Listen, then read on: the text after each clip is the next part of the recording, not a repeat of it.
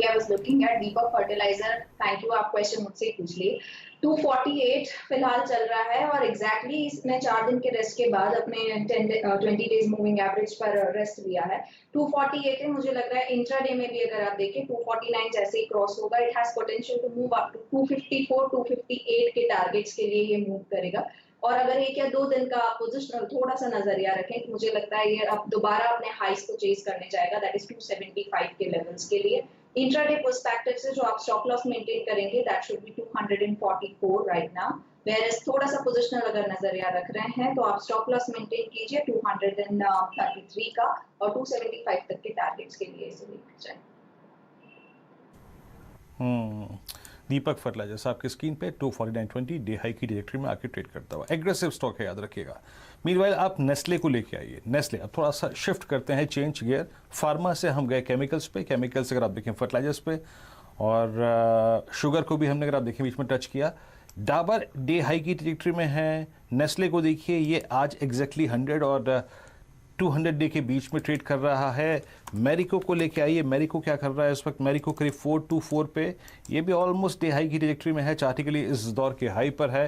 Then HUL को तो आप जानते ही हैं, अपने ऑल टाइम हाई ट्रेजेक्ट्री के बेहद नज़दीक ट्रेड कर रहा है। सुदीप सर, आपकी राय एफएमसीजी में क्या आप पिक कर रहे हैं? अब आप देखिए लॉकडाउन की परिस्थिति, यूपी भी अगर आप देखें रात को 8 से लेकर सुबह 7 बजे तक अगर आप देखें कर्फ्यू, उसके बाद संडे हमारा लॉकडाउन है। दिल्ली पूरा अगर आप देखें वीकेंड पे लॉकडाउन है आज रात 10 बजे से। तो कहीं ना कहीं वो जो एक होर्डिंग की जो कहीं ना कहीं टेंडेंसी होती है, सामान एक भारी मात्रा में लेना रखना घर पे, उसे वो वॉल्यूम जनरेट कर रहा है इन कंपनियों के लिए। आप इस वक्त एफएमसीजी बास्केट में क्या प्रेफर कर रहे हैं सर खरीदना? मैं एक चीज यहाँ पे बताना चाहूंगा कि पिछले बार हमने देखा था एक अबनॉर्मली हाई वॉल्यूम और बिजनेस बिस्किट कंपनी नेस्ले, जिसका मैगी, तो ये सारे चीजों में एक abnormal volume last year Q1 में देखने को मिला था, और वो रिपीट होना करंट स्थिति में मुझे नहीं लगता ये रिपीट होगा। ऐसा क्राइसिस का माहौल अभी भी नहीं आया है और भगवान करे ना आए, तो ऐसा अबनॉर्मल वॉल्यूम होर्डिंग शायद हम लोग नहीं देखेंगे, पर स्टेडी स्टेबल ग्रोथ देखेंगे। हाँ, कंजम्पशन थोड़ा पॉजिटिव रूप में इम्पैक्टेड होगा, तो हम इस माहौल में ब्रिटानिया या नेस्ले सजेस्ट नहीं करेंगे, क्योंकि एबनॉर्मल अप मूवमेंट नहीं देखने को मिलेगा। एचयूएल पे जरूर ध्यान दे सकते हैं, क्योंकि overall consumption rural, semi urban, urban हर जगह में बढ़ रहा है, और स्ट्रेटेजी भी ठीक है। कॉस्ट का थोड़ा बहुत कॉस्ट पुश हुआ है, और उसके चलते मार्जिन में थोड़ा बहुत दिक्कतें आ सकती है, पर overall we are positive on HUL. इसके अलावा मैरिको में हम लोग बहुत पॉजिटिव हैं, तो वहां पे भी ध्यान दिया जा सकता है। और अगर सेकेंड रन एफएमसीजी की बात करें तो वहां पे इमामी पे ध्यान दिया जा सकता है। वैल्यूएशन के लिहाज पे अभी भी इमामी अट्रैक्टिव लग रहा है।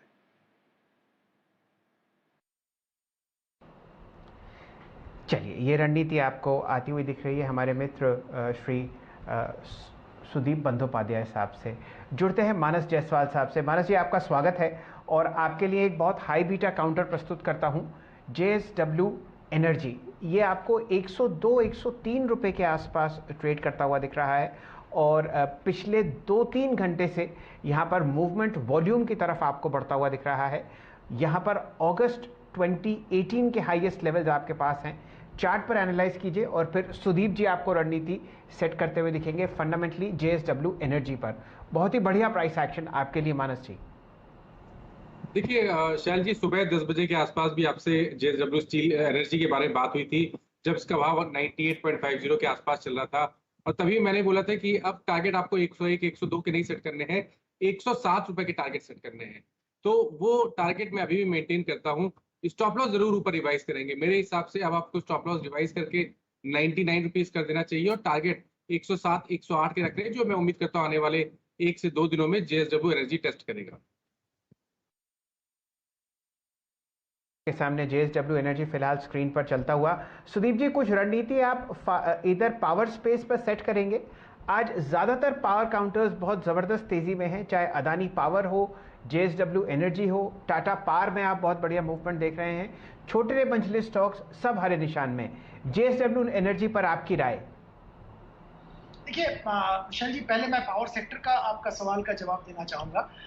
यहाँ पे हमारा व्यू लॉन्ग टर्म के लिए पॉजिटिव है, और पावर सेक्टर में अगर स्टॉक सिलेक्ट करना है तो टाटा पावर में हम लोग पॉजिटिव है। ये जो रीट के जरिए पैसा इकट्ठे करके डेट कम करने वाले थे, उसमें कुछ दिक्कतें आई हैं। मलेशियन इन्वेस्टर थोड़ा पीछे हट गया है, और उसको लेके थोड़ा स्टॉक में क्वेश्चन मार्क, थोड़ा करेक्शन भी आया था। पर ओवरऑल टाटा पावर की अगर स्ट्रेटजी देखेंगे, इंडिया का सबसे लार्जेस्ट इंटीग्रेटेड प्लेयर है, डिस्ट्रीब्यूशन बिजनेस पे इन्होंने फोकस दिया है, और जो रिन्यूएबल एनर्जी पे जो फोकस है, जहां पे काम कर रहे हैं, सोलर पे जो फोकस लाए हैं, तो ये सब नजर में रखते हुए करंट वैल्यूएशन पे टाटा पावर पे हम लोग फोकस कर रहे हैं। JSW एनर्जी भी ठीक है, पर वैल्यूएशन के लिहाज पे अगर हमको दूसरा स्टॉक एनर्जी सेक्टर में पिक करना है तो शायद हम NTPC रेकमेंड करेंगे, क्योंकि NTPC भी बहुत ही इंटीग्रेटेड प्लेयर है with backward and forward integration. बहुत ही बढ़िया बेहतरीन बैकवर्ड फॉरवर्ड इंटीग्रेशन, मतलब इनका सप्लाई लिंकेज भी बहुत है, कोल सप्लाई लिंकेज परफेक्ट है, और इनका जो पावर परचेज एग्रीमेंट है जो इलेक्ट्रिसिटी बोर्ड्स के साथ या बाकी जगह पे, वो भी बहुत ही स्ट्रॉन्ग टाइट है, और इनका पूरा बैलेंस स्ट्रक्चर है NTPC का। तो यहाँ पे भी मैं निवेशक को लंबी अवधि के लिए खरीदारी की सलाह दे रहा हूँ।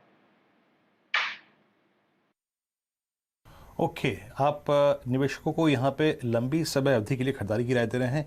मेरे स्क्रीन पे 2 ट्रेड आए हैं, उसके बाद मैं सुमित को लूँगा, सुमित के पास चलेंगे, बात करेंगे रिजल्ट्स प्रीव्यू पे। एक तो आप फटाफट लॉरस लैब पे आइए। इसमें एक इंटरडे बड़ा अच्छा अगर आप देखें ब्रेकआउट है, और 447 पे। अच्छा मैं मानस आपके स्क्रीन पे 2 चॉइस रखता हूँ, लॉरस लैब पे देखिएगा, और एक ट्रेड जो कि मैं कल से ही अगर आप देखें फोकस कर रहा हूँ बार बार, कोलगेट। अब ये अपने लास्ट ड्यू एवरेज को काट कर डे हाई पर आ गया है। इन दोनों में से क्या प्रेफर करेंगे लेना आप? कोलगेट डेफिनेटली एक रेंज में पॉजिटिव लगता है, शायद यहाँ पर 1600 रुपए तक के ट्रेड देखने को मिले। लेकिन ट्रेंड की अगर बात करें तो ट्रेंड तो डेफिनेटली लॉरेंस लैब का पॉजिटिव लगता है। यहाँ पर high tops high bottoms clearly दिख रहे हैं, और आपके बात करते करते ही हमने एक ब्रेकआउट देख लिया। तो बिल्कुल आप यहाँ खरीदारी करिए, 437 के नीचे स्टॉप लॉस रखिए, और ऊपर की तरफ 470 से लेकर 475 तक के टारगेट्स आपको लॉरेंस लैब में 1 से 2 दिनों में देखने को मिल सकते हैं। तो लॉरस लैब अगर आप देखें आपकी स्क्रीन पे 450 पे डे हाई पर आ गया, और मैं इस डिस्कशन को यहीं समाप्त करता हूं, और बस मार्क करके जा रहा हूं आपकी स्क्रीन पे कि 1580 पे आप जरा एक बार कोलगेट को देखते रहिएगा। ये आज आपने लास्ट ड्यू एवरेज को अब क्रॉस करने की तैयारी करता हुआ, और अब ऑलमोस्ट उसी को क्रॉस कर रहा है। खैर अब इस बात को यहीं विराम देते हैं, और अब दूसरे मुद्दे पे बात करते हैं। अर्निंग सीजन, इसमें सबसे अगर आप देखें जो हैवीएस्ट अर्निंग्स होती हैं वो होती है Reliance industries, axis bank, ICICI bank और HDFC ट्विंस। HDFC बैंक नतीजे कैसे रहेंगे, और ICICI GI जनरल इंश्योरेंस नतीजे कैसे रहेंगे, बात करते हैं सुमित से। Sumit good afternoon. पहले बताइए दिग्गज HDFC बैंक निफ्टी को संभालने का और ये लास्ट ड्यू एवरेज पार कराने का दारोमदार इसी पे ही होगा, कैसे नंबर एक्सपेक्ट कर रहे हैं आप? देखिए HDFC बैंक के लिए 2-3 चीज़ें तो स्टैंडर्ड रहती हैं हर क्वार्टर में। ये आप मान के चले कि इनकी एसेट क्वालिटी स्टेबल रहती है, नेट इनकम की ग्रोथ या मुनाफे की ग्रोथ जो है वो स्टेबल ही रहेगी ज़्यादातर सभी पैरामीटर पे। तो इसीलिए इस बार भी यही मान के चलिए करीब 12 से 12.5% के आसपास की YOY बेसिस पर ग्रोथ रहेगी, और सीक्वेंशियली भी यहाँ पे इंप्रूवमेंट है, करीब 5% के आसपास की बढ़त आप सीक्वेंशियल बेसिस पे भी बैंक के NII पे देख सकते हैं। जो मुनाफा है वो करीब 21% बढ़ने का अनुमान है साल दर साल। एक लो बेस का बड़ा इफेक्ट इस क्वार्टर के नंबर्स के अंदर आएगा, और सीक्वेंशियल बेसिस पे भी करीब 3.5% बढ़ने का अनुमान लगाया जा रहा है। थोड़ी सी प्रोविजनिंग इनकी एस्केलेटेड होगी, जहां पे 3784 करोड़ रुपए के आसपास के प्रोविजनिंग का आंकड़ा होगा, जो कि साल दर साल तिमाही दर तिमाही माफ कीजिएगा 3414 करोड़ से बढ़कर आएगी। तो करीब 200-300 करोड़ की एडिशनल प्रोविजनिंग आएगी, जो इतना बड़ा फिगर नहीं है।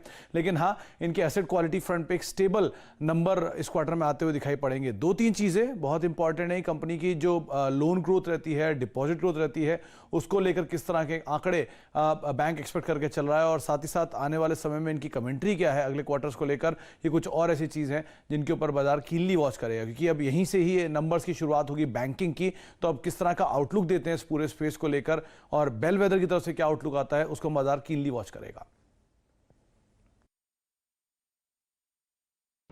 चलिए, ये रणनीति आपको HDFC बैंक पर आती हुई दिख रही है। इसके अलावा सुमित जी, इससे पहले कि हम HDFC बैंक पर चार्ट चेक लें, नतीजे आप ACC के भी आते हुए देखेंगे मंडे को। देखिए, ACC के नंबर्स बहुत इंटरेस्टिंग रहने वाले हैं क्योंकि ये सीमेंट स्पेस का पहला नंबर इस क्वार्टर के अंदर अब पोस्ट होगा और यहाँ से सीमेंट नंबर्स का एक आगाज होता हुआ दिखाई पड़ेगा। यहाँ पर जो अनुमान लगाया जा रहा है मार्च क्वार्टर में वो करीब 410 करोड़ रुपए के आसपास का एक आंकड़ा हो सकता है। 320 करोड़ से बढ़ के 28% की जंप की बात है। रेवेन्यू फ्रंट पर भी करीब 21% के आसपास की बढ़त रहेगी। 4229 करोड़ रुपए इस तिमाही में रह सकता है। वॉल्यूम 19% बढ़ने का अनुमान इस क्वार्टर में लगाया जा रहा है। EBITDA फ्रंट पर करीब 17-17.5% की बढ़त रहेगी। मार्जिन मोर लेस फ्लैट रहेंगे। 50 बेसिस पॉइंट के आसपास का डिक्लाइन रहेगा, वो डिनोमिनेशन की वजह से ऐसा एक इंपैक्ट है। लेकिन अदरवाइज इनकी रियलाइजेशन YOY बेसिस पर और वॉल्यूम YOY बेसिस पर दोनों में ही एक अपटिक आता हुआ दिखाई पड़ेगा। हालांकि सीक्वेंशियल बेसिस पे वॉल्यूम थोड़े से कमजोर होंगे। 3% के आसपास का डिक्लाइन कंपनी के वॉल्यूम में सीक्वेंशियल बेसिस पे देखने को मिलेगा, लेकिन YOY बेसिस पे 19% की बढ़त वॉल्यूम में आएगी। लो बेस का एक बड़ा बेनिफिट वहां पर भी आता हुआ दिखाई पड़ेगा। इसके अलावा कमेंट्री यहां भी क्रूशियल है, लेकिन क्योंकि सीक्वेंशियल बेसिस पे नंबर थोड़े फ्लैट सबड्यूट रहेंगे, लेकिन यहां से आउटलुक जो होगा स्पेस का वो तय करेगा ये नंबर। तो दोनों ही नंबर जो हैं वो बेलवेदर हैं। अब गोइंग फॉरवर्ड कैसे कैपेसिटीज को लेकर प्लान आते हैं, वॉल्यूम के आउटलुक को लेकर क्या प्लान है, प्राइसेस को लेकर क्या प्लान है, ये 2-3 चीजें हैं। इसको सीमेंट स्पेस पे आप नजर रख सकते हैं। चलिए, नतीजों से पहले